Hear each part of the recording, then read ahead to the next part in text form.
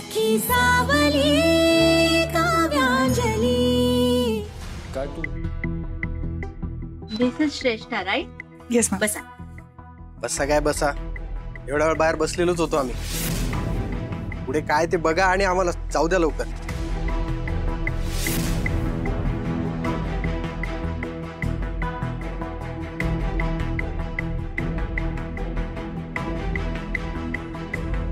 Mrs श्रेष्ठा, right? Yes. या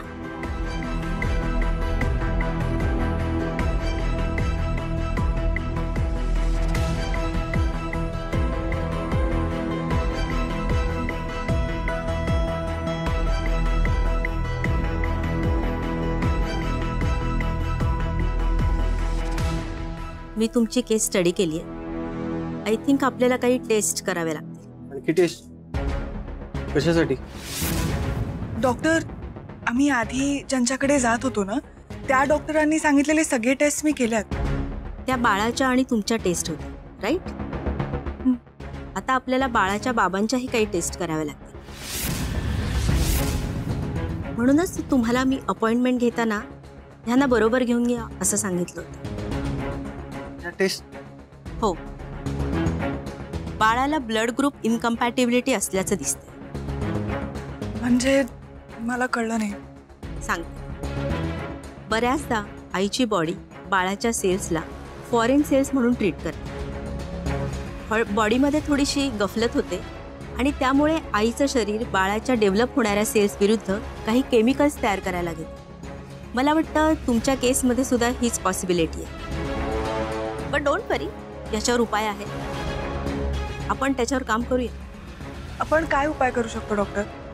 आधी आपल्याला यांचे काही ब्लड सॅम्पल्स घ्यावे लागतील आणि मग रिपोर्ट्स आल्यावर आपण त्याच्यावर ट्रीटमेंट सुरू करू।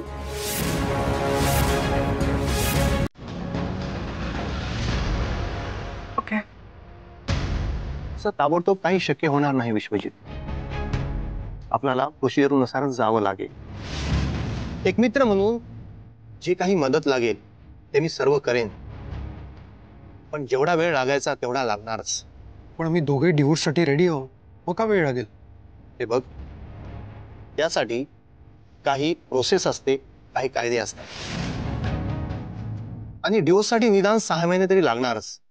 यार हे बघ, तू माझा मित्र आहेस, का मोठा वकील आहेस आणि तुझी जी काही फीस आहे मी द्यायला तयार आहे ना। बघ, मला काही माहित नाही, एका आठवड्यात मला तू डिवोर्स फाईल कर। हे बघ विशू, शांत हो, पाणी पी। नकोय पाणी। लग्न करताना दोन वेगवेगळ्या स्वभावाची व्यक्ती एकत्र येतात आणि आपल्या आयुष्याची सुरुवात करतात आणि त्यांना एकत्र बांधून ठेवण्यासाठी हे नियम असतात। त्यांच्या आयुष्याला स्टॅबिलिटी यावी हा त्यामागचा उद्देश असतो।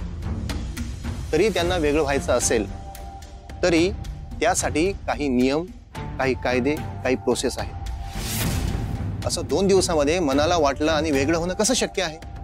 पटतंय मला, पण माझं बाळ। तुझं बाळ? मुलांबद्दल बोलतोय, प्राची आणि निमिष। असं प्राची आणि निमिष हे माझ्यासोबत राहतील म्हणजे त्यांची कस्टडी मला मिळेल। हे बघ, मी त्यांच्याशिवाय नाही राहू शकत। मी स्पष्ट सांगतो विश्वजित, बऱ्याचदा कोर्ट मुलांचा ताबा आईकडेच देतो आणि त्यातच तुझी बायको काव्या ही सध्या जॉब करते असं तू सांगितलंस। मग मुलांचं पालन पोषण करण्यासाठी ती कॅपेबल आहे, त्यामुळं कोर्टाचा कल तिच्याकडेच जास्त असेल। तुला मुलांना रेग्युलर भेटता येईल फार तर।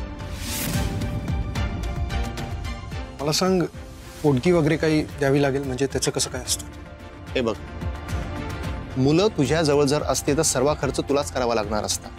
बरोबर, त्याच अमाउंटच्या आसपास निगोशिएट करूया काहीतरी। पण महत्वाचा प्रश्न हा आहे की तुझ्या बायकोला खरंच डिवोर्स घ्यायचा आहे की नाही हे अगोदर विचार। सध्या तरी सर्व ॲज्युम करून चाललायस। तिला विचारायचं काही नाही। ती जर डिवोर्ससाठी रेडी नसली तरी तिला रेडी व्हावं लागेल।